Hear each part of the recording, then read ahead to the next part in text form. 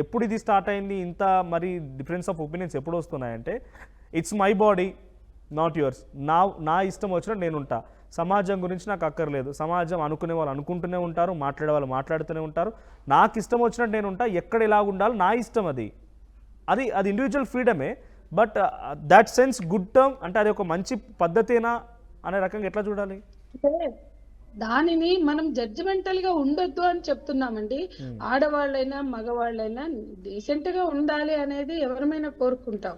ఇప్పుడు కొంతమంది స్వామీజీలు వస్తున్నారు, బట్టలు లేకుండా వస్తున్నారు. మా బిల్డింగ్ లోకి 2-3 సార్లు వస్తే నేను చాలా ఇబ్బంది పడ్డా.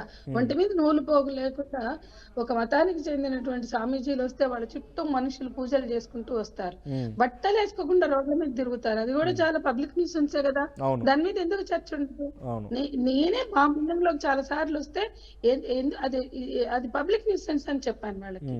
అంటే స్వామీజీలు గాడ్ మేళ మన కుంభమేళలో చూసాం కదా, గుడ్డలు లేకుండా ఎట్లా ఊరేగారు.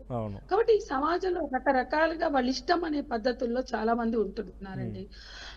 మనం ఒక ఆడవాళ్ళని లేదా ఒక వ్యక్తిని వేలెత్తి చూపించి జడ్జిమెంటల్ గా ఉండవలసిన అవసరం లేదండి.